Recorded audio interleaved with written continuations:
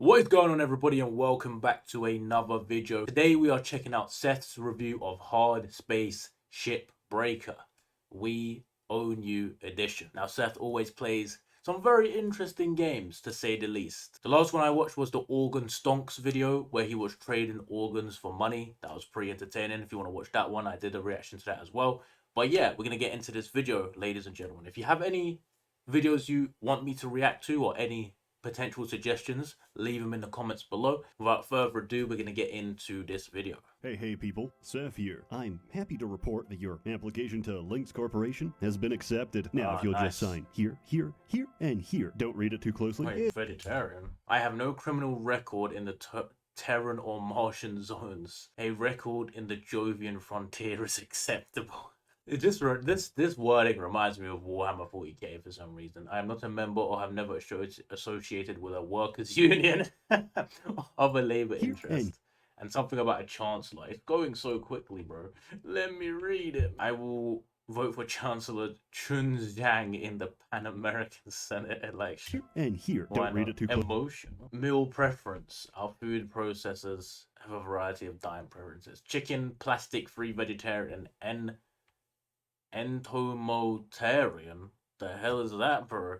It just took me an unholy amount of times to try and read all of those check marks. That's all I'm gonna say. Here, don't read it too closely. It's just a standard lawyer speak. No one reads the terms. You know how these types are, bro. but we're not like them. We're shipbreakers. We know the true meaning of tenacity, of perseverance, of teamwork. The job is hard. The pay isn't great, but we'll do it anyway. Each and every day, we wake up to do the dirty work, the kind of jobs they don't want to talk about. You'll find a whole new breed of workers up here in orbit. We're honored to have you join the team. Welcome to Hardspace Shipbreaker. Welcome to Lynx, to your new life. Literally. Lynx. Isn't that a body spray, dude? Yeah, read the fine print next time, Buster. We own you. Now, that'll be $1.2 billion. Plus tip, of course. So, what are you waiting? 35%. Most places add on this fucking shit now, bro. Like, I know tipping is different in, like, US and England and stuff, but, like, here you don't really tip that often. Like, I mean, I guess if you go out for a proper meal, you tip the staff, but like they've started to add service charge to stuff now. I don't even know if it goes to the employees, but they just want to milk a little bit of extra cash. Waiting for, get in that salvage bay and seize the opportunity of a lifetime. Hey, how's our new debt slave doing? I'm just messing with you. Look, we run a tight ship here, so I'll make this as quick as I can. Microgravity may seem complicated, but really, it's easy as 1, 2, 3. Just hope that's not lose your grip, drift away from the station, and become one with the lifeless cosmos. Don't worry, you can always top up on fuel for a paltry fee of $10,000. Your thruster pack is capable of maneuvering along the 6 degrees of freedom. There's no air resistance up here, so you'll get real familiar with Newton's... It's like by the radiator. This reminds me of Gravity. Like, if anyone's ever seen that movie with like George Clooney and I think it's Sandra Bullock, where they go up into space and then he like just starts floating away. I remember that movie was so hyped when it came out, and I was told how good it was, and then I watched it and I was like, bro, this is trash. But you know, it is what it is. First law: an object at rest will stay at rest, and an object in motion will stay in motion until acted upon. To move other objects, use your grappling tool to apply force and cause acceleration. If that just activated a neuron, good. For a reference, 1 Newton is the amount of force required to accelerate 1 kilogram by 1 meter per second. With no air resistance or friction, even a small amount of force can add up over time, allowing you to move pretty much anything with just a little elbow grease. Just remember, that object now requires an equal amount of force to decelerate. If you're unsure what 20,000 newtons would feel like, worry not. We have the data. Sadly, we can't just... It feels like death, bro. Apply all this force for free. Newton's third law states that every action has an equal and opposite reaction. To work in space, you need to understand this implicitly. So, hopefully, I'm getting it through your head now, rather than later. Your HUD shows what your thrusters can properly counter-thrust against. Remember, red means bad. Luckily, you've got just the tool to make that pesky law work for you. tethers. Just connect one end, then the other, and watch as the tether creates an unbalanced force, bringing both objects together. It's not fast, but it's automatic, freeing you up for more important matters, like cutting. Your laser cutter has two modes. Cut mode can make one giant lateral cut through just about anything. Precision mode can destroy any one single component. All ships are held together with yellow structural beams. These have no salvage value, so just cut them to your heart's content. Okay, maybe watch where you cut. If you hit a fuel line, you've got a good while to find the shutoff valve. If you Wait, so is the whole point of this breaking down abandoned spaceships and selling the remnants, selling the metal? Shipbreaker, that would make sense. The nuclear fuel line, you've got about 10 seconds. No. Hey, you. Finally awake. To find these structural beams, turn on your scanner. You see this green light? That's the pressure indicator. Hey, wait, stop, don't cut.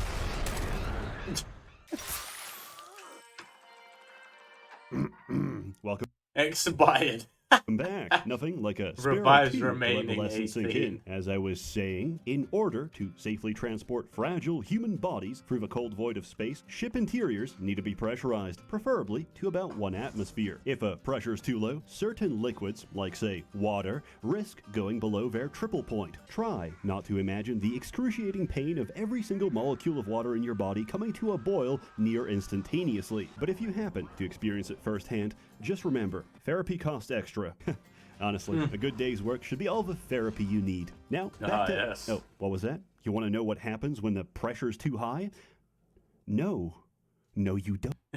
March 1st, 1976, the Byford Dolphin incident. Your scanner No will idea show what whether that any is. given compartment is pressurized or unpressurized. You can look for airlocks and atmospheric regulators to safely toggle the compression. But word of advice, you're on the clock. Remember the wise words of Benjamin Franklin. Haste avoids waste. You're on the clock. Remember the wise... The face first grows lank and wrinkled, then the neck, then the... Okay. Is this an actual Benjamin Franklin quote, dude? Was he just whoring himself out like this with his crazy ass hairline, bro? Wise words of Benjamin Franklin. Haste avoids waste. True though. That's the spirit. Now, we'll cover sorting. Raw materials go into the furnace. Complicated structural components go into the processor, and anything with resale value goes into the barge. We don't expect, nor are we paying you to remember that. So, it's integrated into your HUD. Payments are due Tuesday, by the way. Correctly sorting items will add to your salvage goals. Incorrectly sorting or outright destroying items will take away from your salvage goals, and the lost value will be docked from your next pay stub. Of course it But will. let's make sure it doesn't get that far, huh? The best way to fix a mistake is to avoid making it in the first place. Correct. Humanity had to learn that lesson the hard way. If you see any AI nodes out there, don't touch them. Don't mess with them. Just destroy them. Trust me, it's not worth a risk. Nothing is worth a risk. Got all that? Great. Yes, I'm sure sir. you've got it covered from here. Now, I've got very important work to do. If you need help, use your radio, but don't use it too much. As I always say, avoiding chatter makes profits fatter. True. Hey, Cutter, sorry about that. True. I remember when I used to work in a certain place, they literally used to split us up if we would talk. Like I used to do like unpacking deliveries, and they literally would just split you up. They're like, oh, you two, you talk too much. You start from that side, and you start from that side. And the reality was, we wouldn't go any faster. We would just be more depressed, you know? That guy. We're under audit by corporate on account of that whole union thing. You wouldn't Workplace happen to know safety. about that, would you? No, I'm sir. just messing with you. Now, I noticed he skipped over a big chunk of your training. Your scanner actually has two more modes, systems and objects, neither of which react well to being cut apart. So, it's always a good idea to scan ahead. Remember, measure twice, cut once. Most ships these days are nuclear powered. Once you remove a reactor, it'll trigger a meltdown timer. So, make sure you've prepared an exit strategy, or else... You'll die. Now, that's just the small reactors. The level 2 reactors are a bit more complicated. Hold up now. Training time has not been authorized. Who cares about level 2 reactors? Once you've seen one reactor, you've seen them all. That's what I always say. Listen, I know nobody likes a middle manager coming in, making life difficult, but just hear me out. I hit my goals, and I'm out of your hair. But we all gotta pull the rope in the same direction. Get it? Cooperation. cooperation. When you first start this game, job, it seems pretty chill. Just you, a ship, and all the time in a world. Except, not really. Each shift is exactly 15 minutes down to the second. We will not pay overtime, and we're tired of hearing about it. You can always start a new shift from where you left off. I've heard about that, bro. I've experienced that shit. We will not pay you overtime. In fact, it wasn't even that. It was like they expect you to stay, but they don't want to pay. That's what it is. It's not like it's going anywhere. This system may seem strange at first. Why have a time limit when you have all the time in a world? Because time is money. Each shift has fixed operating interest, nightly genetic backup, Bailey salvage transport, hab rent, hab utilities, fees, salvage income. So it cost him 85,000, and somehow he made 15.2 million. Costs, and not all salvage is created equal. 3,000 for a light? Fuck that. The 3 seconds it takes to salvage one are far more valuable. Just chuck the whole piece into the processor and move on. Do you really need to painstakingly separate every single piece of furniture from the cockpit just to save some scrap metal? No, just barge the whole thing. We aren't janitors, we're liquidators. We extract liquid capital from illiquid assets and die of acute radiation syndrome. On that sounds like a recycling bin, bro. Like, you have a recycling bin and you're only meant to put certain things in there, but people will just chuck the whole container. You know, like, certain things are not fully recyclable, but they're like, fuck that, I just throw all of it. Note, nuclear reactors don't explode. An atom bomb works by taking a subcritical mass of a fissile material and using an extremely precise I didn't know he was in the creation of bombs. Array of explosives to compress it into a supercritical mass. Reactors don't do this. They use a fissile material to heat water into steam, which powers a normal-ass steam turbine. A reactor will never go supercritical. If a runaway reaction occurs, the nuclear fuel will get hot enough to boil the metal casing of a reactor, and what has a lower boiling point than most metals? Humans. That's right, water. If you want to learn more about criticality, here's a simple experiment you can do at home. You just need 2 beryllium hemispheres, a subcritical mass of plutonium, and a screwdriver. Place your plutonium core in between the hemispheres and prop up the top one with your screwdriver. The neutrons emitted by the fissile plutonium will bounce off a beryllium shell. So, as you lower the top half down, these neutrons will be forced back into the core, thus raising the criticality. Full coverage will lead to super criticality. So, make sure you don't... That did not produce light. What you just saw is called Cherenkov radiation, which occurs when charged particles move faster than the speed of light through a given medium. Space is generally characterized by a lack of medium, so reactor explosions should not emit Cherenkov light. But I digress. While you trained in... My man just gave us a whole physics lesson about why the game does it wrong. I like that. That was pretty hilarious. And just said, yeah, I'm going to give you a whole physics lesson on why this shouldn't happen. The art of hazmat safety. I mastered the ways of Hakuchido, while you need a forklift safety. I mastered the ways of Hakuchido. The way of the Todd. White idiot's path. While you need a forklift certification to destroy a warehouse full of product, almost got one of those, but I am untethered by such restrictions. But is the extra money really worth a risk? Yes. No. To be honest, I've already paid off my debt. I am a multimillionaire. I am no longer in it for the money. I'm in it for the pride, the thrill, the obsession of constantly... It would be funny for him to make a review of RuneScape. I played RuneScape for like a month, but I didn't play it as a child. It was not a type of game I would have liked. But like, I had some friends who played it, so I started playing it just to see. I grinded it for like a month or two, and then I got bored, and I was like, don't care anymore, and I just moved on. Improvement. I end each shift satisfied, yet disappointed. The wealth of experience and knowledge I've just obtained has made me better than the man who started the shift. That man was a fool, a buffoon, a moron. I could do better.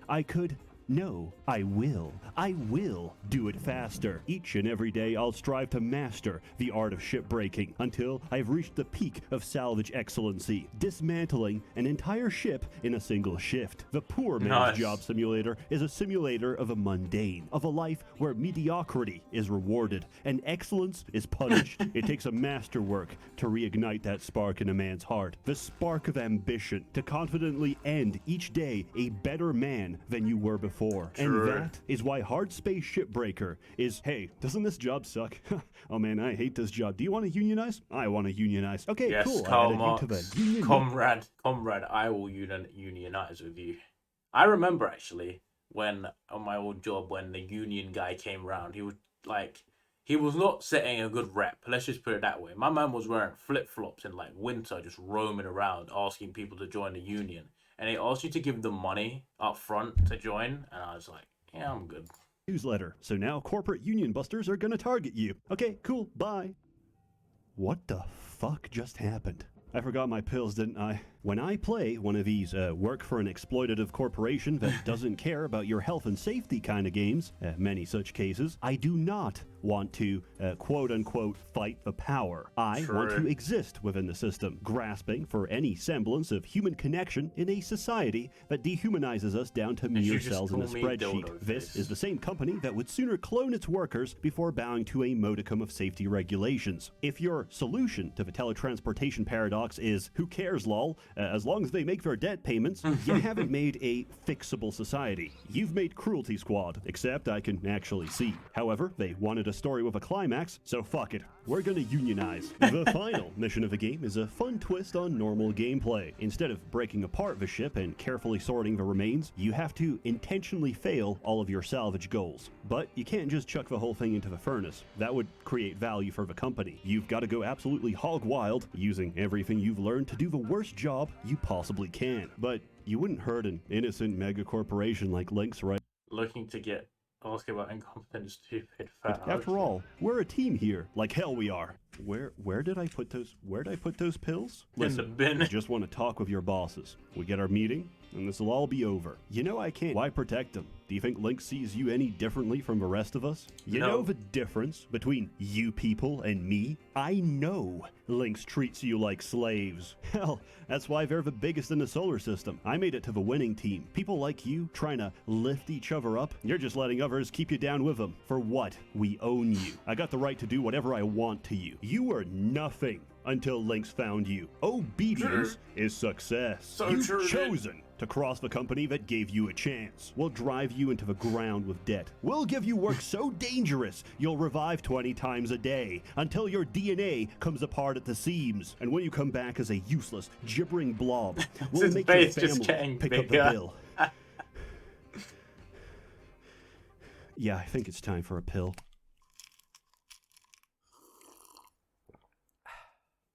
That's better. Now, we can discuss one of the most bizarre endings I've ever seen in a video game. So, we've established that this system is basically unfixable, right? So, how do they fix it? Well, the middle managers get demoted, Lynx deletes the fucking slavery clause from their contracts, Space Congress outlaws cloning machines, but the Shipbreakers Union specifically lobbies to keep their cloning machines. Of and course. Everyone responsible gets off scot-free and continue to profit from the situation. The society has not changed. The working conditions are exactly the same, and literally nothing has been done to keep humanity out of the ever-grinding cogs of industry. But yay, good job. You did it. Or I mean, you didn't do it. You're fucking dead. Your clone did it. Moral of the story, I guess. Workers are expendable. The human soul is replaceable. And it's morally correct to enslave people. Just don't actually use the S word. In summary, Hardspace Shipbreaker is a... You know what's crazy? I was on the stream the other day. Someone sent me a video about Minecraft being like doing colonialism. Like using some weird fucking notion of how you can build your own village and steal villages from other villages because you can't spawn them in or something. So yeah, I guess every game these days is just a commentary of real life and all of the issues we face. A cosmic scrapyard sim that I've played instead of doing actual work. But I find great comfort in this, because there's something very soothing in the act of orchestrating and rehearsing mundane activities. In a single playthrough, I have justified and vindicated the entire nation of Germany and their infatuation for workplace simulators. I believe there's a quantum reality out there where this game was entirely a sandbox. Why has simulator games become so popular? Like, there's a simulator for everything, like Power Wash Simulator, fucking Goat Simulator was the old OG one of the first ones I remember becoming popular. Like, there's a simulator for absolutely anything you could want. Lawnmower Simulator, fucking bus driver simulator, everything. The trade-off is that in that reality, Factorio is a heavily scripted, story-driven FPS. Considering my blessings, I prefer to stay in this universe where I can safely say I give this game a Y out of 10 because 99% of the gameplay loop is incredibly enjoyable. Highly recommended, will make your little nuts quake in their sack. But the rest? For what purpose doth it exist? If I could go back in time and change one thing, I would shoot John Lennon myself. But if someone else went back in time, please consider telling the developers that there's no point to a story in a game like this. For the price they're currently asking, I would recommend waiting for a sale. Alternatively, you can get 40% off from Polish merchants, or 100% off by catfishing someone online and blackmailing them into buying it for you. And now... Correct. Imagine, I wish, bro, I could, like, get people to buy me games. To be fair, though, every game is worth waiting for a sale, bro. Like, Steam or even Epic Games these days, they run sales on games all the fucking time, bro. There was, like, the spring sale recently. There's gonna be, like, the summer, like, they do the whole week of sales and shit, bro. I mean, it's coming, bro. I always buy a few games. Like, I bought the whole Batman Arkham series for, like, $7.99, bro, on the last sale, so. Now, for a word from our sponsor. You may have noticed this video required some research that would be fine in the simpler times of yore. But these are not simple times. Said Joe Rogan and Miley Cyrus. These days, you can't even type Oh, I remember that fucking interview thing, bro, where they were talking about TikTok. ASF at the House Energy and Commerce Committee on March 23rd, 2023, on your favorite Robert Pattinson video. So, imagine how they'd react to my recent search history of how to make an atom bomb and piss thrust vector math. I'd be locked up for sure. Thankfully, I used ExpressVPN's secure private connection. So these pesky federal agents are now stuck battling through the streets of Miami, looking for the guy who used ChatGPT to calculate how much piss it would take to bring the International Space Station out of orbit. Yes, this is the true future of research. Search engines will no longer link you to third-party websites, but will instead use their own large language models trained on,